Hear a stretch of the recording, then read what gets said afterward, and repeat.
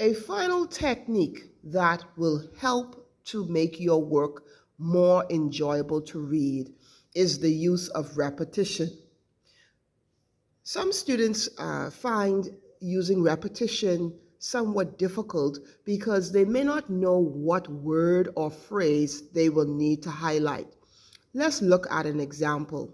It says, "It is time to put an end to this horrible nightmare animals experience. It is time to recognize the rights of animals. It is time to stop the growing onslaught of these innocent, helpless victims of man's greed." You notice here, students, we have repeated the phrase, "it is time." And by repeating this phrase, it is actually showing the urgency that is needed to deal with this issue of abuse of animals. So when we use repetition, it is a way for us to repeat an idea, a main idea that we believe is very crucial. Let's look at another example. So what we've done is we've incorporated a sample paragraph. And once again, it is focusing still on police corruption. Let us look at how our student attempted to incorporate repetition in it to add to the enjoyment of the piece. The techniques that we're highlighting are the techniques that we need so that we can make the work more interesting.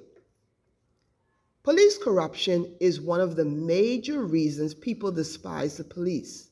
Studies have shown that thousands of police officers were arrested for the importation and exportation of narcotics.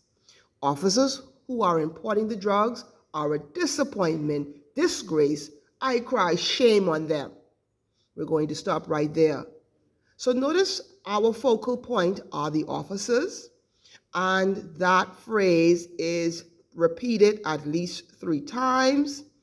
Notice also the person who is writing the piece, they want to express that officers who do not live up to the uniform, they are a disappointment, they are a disgrace. I cry shame of them.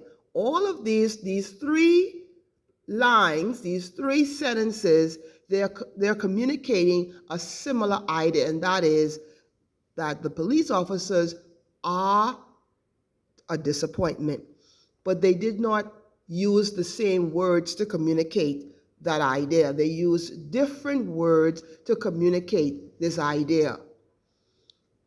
Let's continue. It says here, "These officers should be locked up. They drive around the streets preying on innocent people."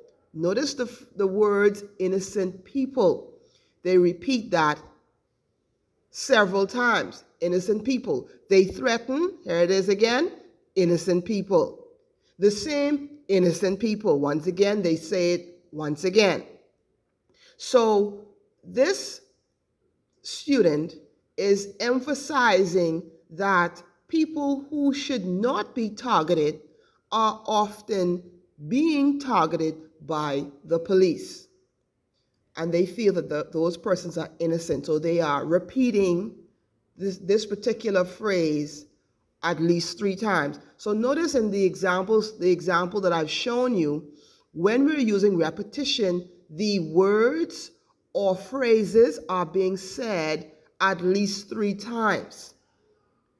That's how we use repetition. We're using it for effect. We're using repetition to create rhythm. It adds a certain cadence to our writing, and we want to encourage our students to use repetition. Thanks for watching.